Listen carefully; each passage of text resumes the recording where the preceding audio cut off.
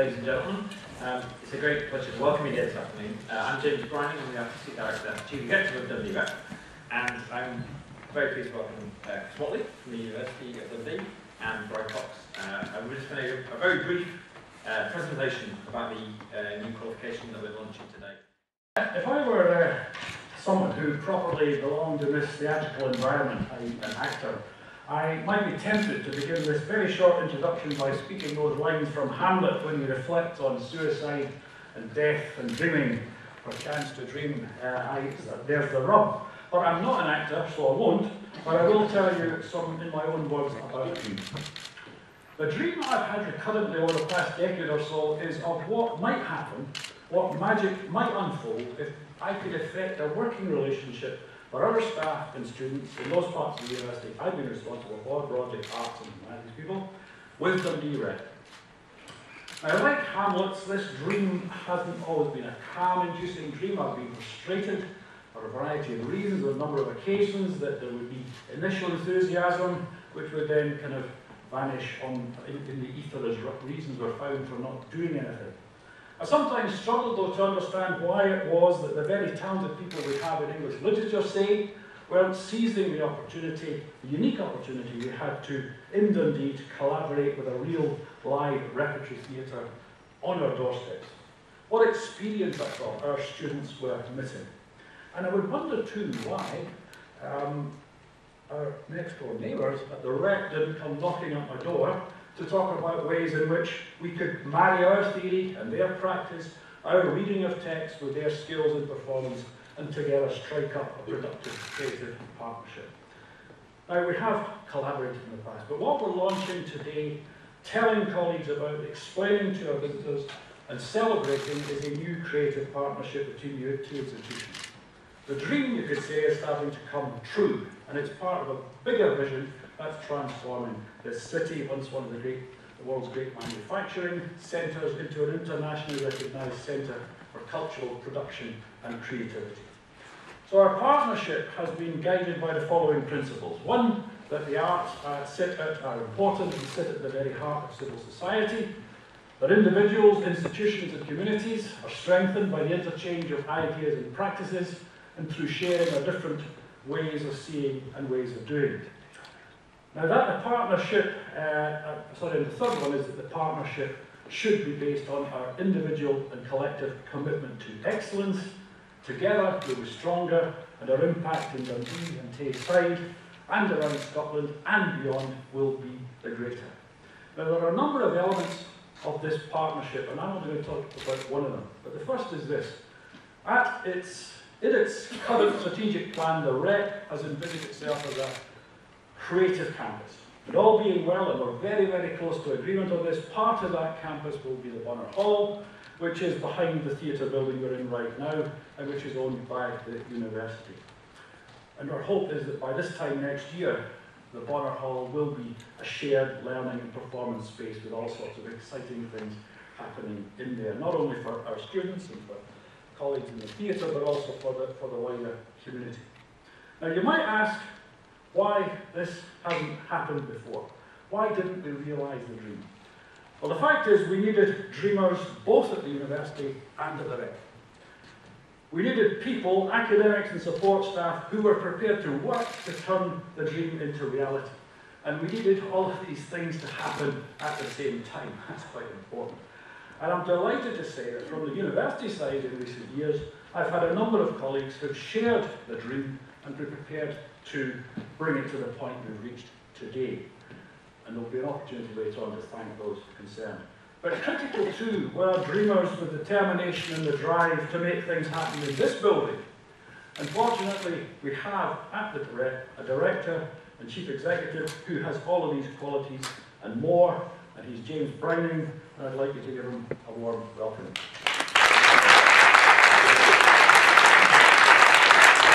Thank you very much. That's the best introduction I've ever had. So thank you for that. It's very inspiring to speak because I'll give you a little insight into where the Rep comes into this, but it's fantastic that the University of Dundee is as committed to us and has as much of a sense of the vision and the possibilities of this partnership as we do from the Rep. It's not just about saying, can we do this? It's actually about coming together And I've worked here for nearly 9 years, 8.5 years, and certainly the last 2 or 3 years, Chris has been absolutely instrumental in enabling us all to move forward together. So I think he's personally, you know, a lot is down to him and his energy and his ability to bring people together around the table and move things forward. Our interest, the Rep as a whole, you may be familiar with the different components of the Rep. We have an ensemble company, permanent company, which is 12 years old now. We've got Scottish Dance Theatre, who is also a permanent company of dancers, and we also have our Rep Creative Learning team, which works with 24,000 people a year in and around Dundee. They're the 3 kind of key strands. But our interest in skills and training in development has kind of grown over the last 3 or 4 years. And it was identified as part of the strategic planning process as something we wanted to try and develop and grow. And we've piloted a number of things over the last few years. Creative apprenticeships, we've had acting apprentices for 10 years, internships, CPD, work experience programs. These kind of things are aiming to look at how to engage ourselves as artists and how to develop ourselves as artists. And I think that's rooted in having 2 performing companies in this building.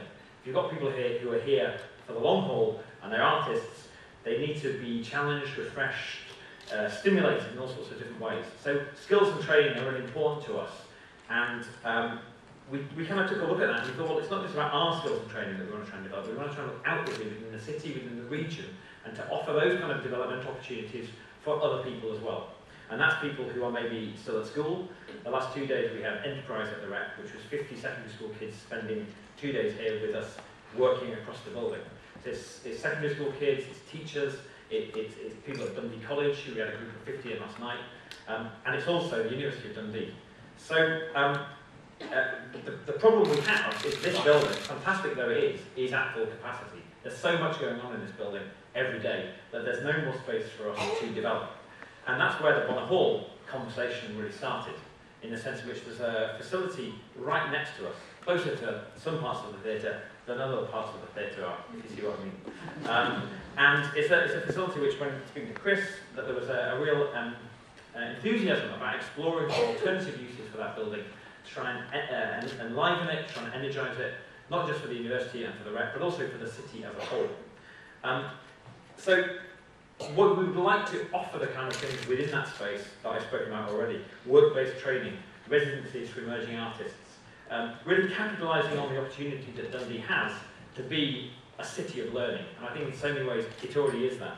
And for me the dream is in 10 years' time that Dundee is renowned for offering fantastic learning opportunities at a range of different levels, not just in biomedics or in science or in the arts and culture, just in a whole range of different areas.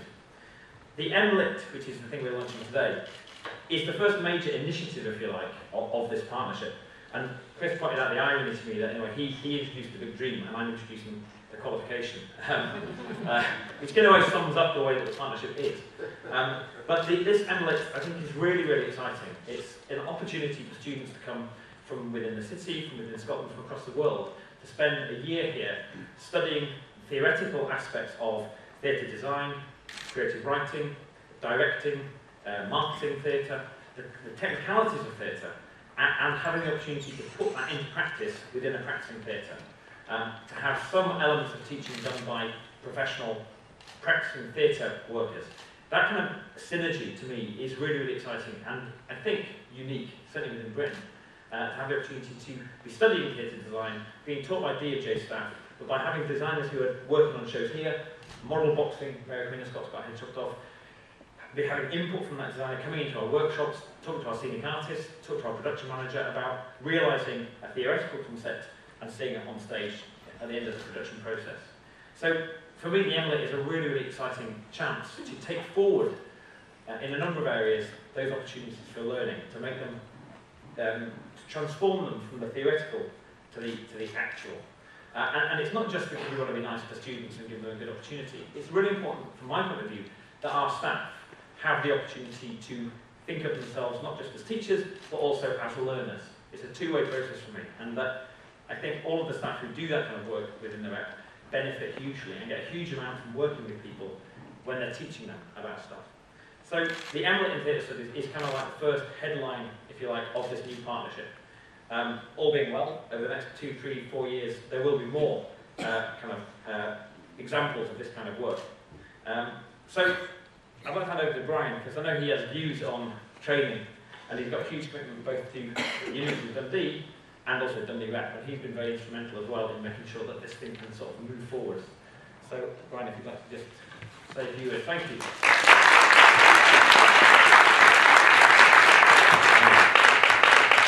Thank you, James. This is an incredibly proud day for me because my two passions are the theatre and education. And this is the synthesis of both. And my third passion is Dundee.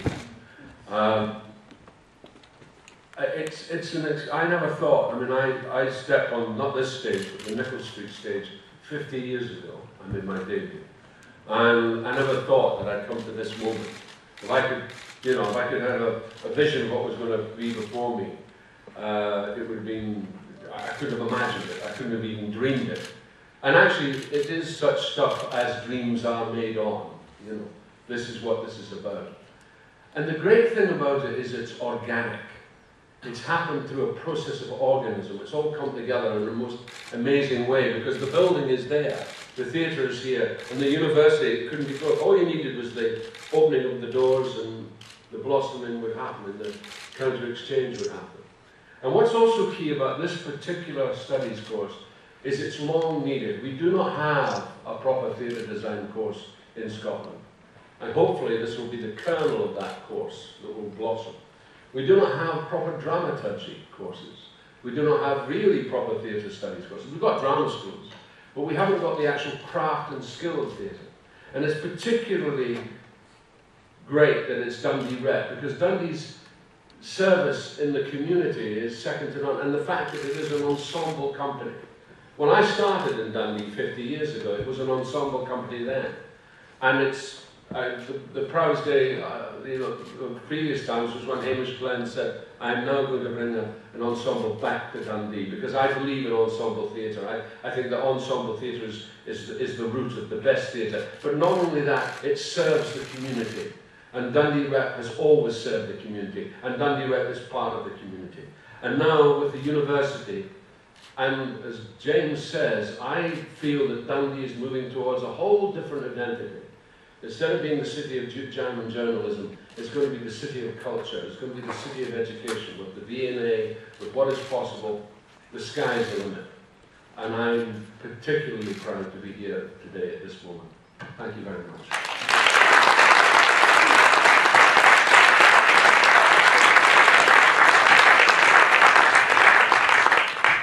Thanks very much, Brian. Yes, we thought if there's anyone's got any particular questions, we could take them between us.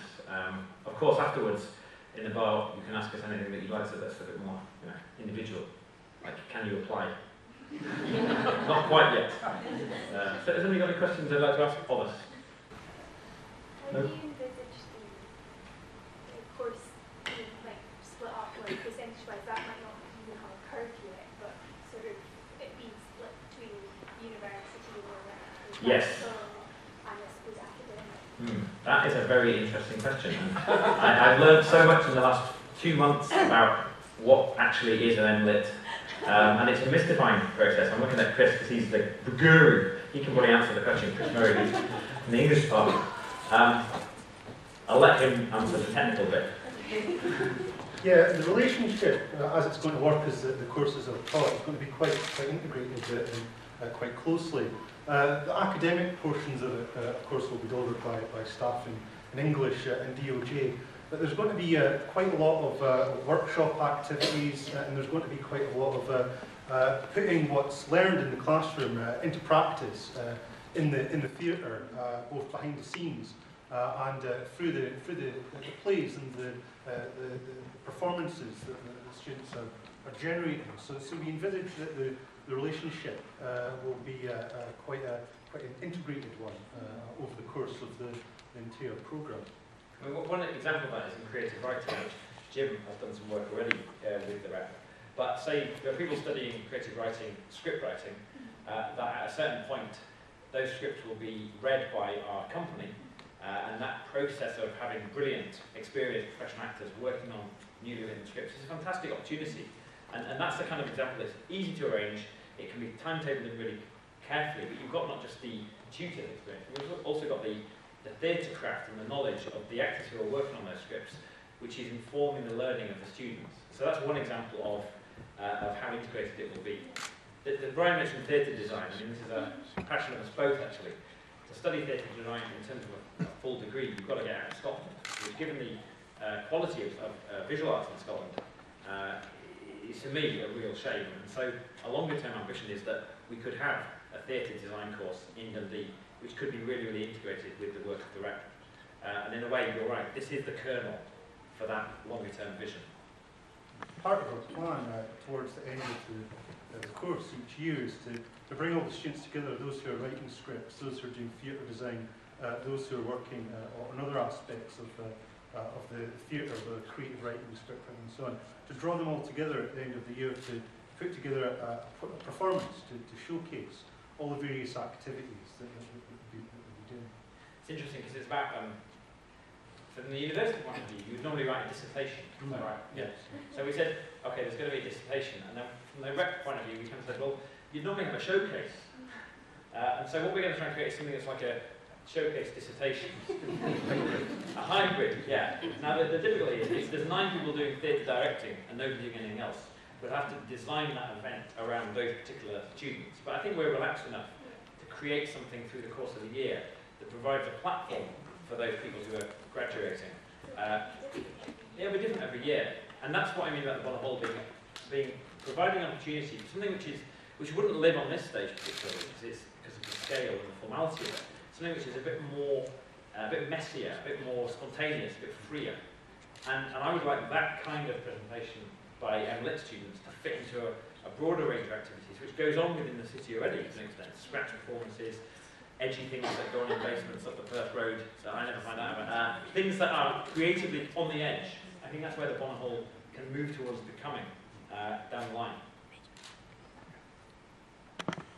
Will this opportunity create apprenticeships in stagecraft? We'd like that to be one of the things that emerges from it. We've piloted creative apprenticeships already here at the Rep, but I think there are opportunities for people to, and we're starting a conversation with Dundee College about the opportunity for H&D students to maybe come to an apprenticeship here after they've studied for 2 years at the college. We're not at that stage yet, but again, there's a kind of triangulation between the university's conversation with the college and our own. So it feels to me that in a city like Dundee, you can kind of really move forward together and pilot some really exciting employment opportunities. And opportunities or thoughts of linking up with other theatres internationally? Yeah, we're always up for that. And it's just about taking the time, I suppose, to make those connections and capitalise on them. I was at a V&A, I gave a V&A presentation a couple of weeks ago with Philip Long, and somebody asked about twinning, for instance, and it seems to me there are opportunities for maybe our twin cities to make those connections. There's a theatre in Würzburg, which is quite a similar scale to the Rep. So that international aspect is something that we're really keen to explore. James, I know that education isn't just about jobs, but what sort of a job could you get after you've done this course? Good one. A good one. Yeah. I mean, you could. Maybe a way of rephrasing the question is, what kind of person is going to come and do the course, and what they're going to be like at the end of it. Sure. It could be somebody who's got a general arts degree. I mean, I got a degree in English literature. I've never been trained in theatre. And Brian, I've heard you talk about, the lack of training, not in relation to me particularly. Just in general, British theatre can be a little bit. You just go to a particular university and then you start doing it, and you find your way through. So I suppose it's quite a good way for somebody to explore within an academic context what they think they're interested in doing and get some honing of their skills before they launch themselves in being a theatre designer or a director or a critic or I also think there's the opportunity for a whole new model and a whole new way of thinking in terms of that very problem. One of the problems has been that in a lot of, particularly in universities, that the whole theatre thing has been thought of as extracurricular activity. Yeah. If you look at the last 4 directors of the National Theatre, the present, including the present director, they're all Cambridge graduates. All of them did theatre as extracurricular activity. If you go to Russia, and in the great days of when I worked in Russia in the 80s, that was the curriculum. Now, there is the possibility of this being the curricula that you then go on to serve. And I think that a proper, organised theatre studies course will lead to work. Because if it's proper and if it's right, and if it takes in all the disciplines and all the skills, it's bound to lead that way. Simply, we do need literary managers, we do need dramaturgies, we certainly need theatre designers.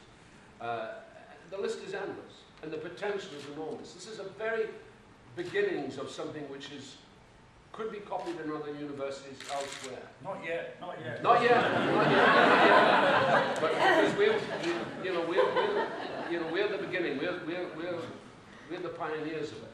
And that's what's exciting about it. But the potential is enormous. As an employer, as a theatre employer, what counts much more than having a degree or a bit of paper is experience in the business. It always does. So to be able to come in with a theoretical kind of bedrock and experience of working in the theatre will be the reason that I'll employ that. And the fact that it's happening at the same time, you know, is very, very, it's very unique, very, very unique. And what is interesting is creative industries as a whole employ, I think, 8% or account for 8% of GDP in the UK. 2 million people work in creative industries and associated professions. In the next 30 years, 2017, there will be 30,000 extra technicians needed in the UK as a result of Olympic or Commonwealth Games and other activities. So this is an employment area of growth, it really is. And I'm not saying that we need loads more actors.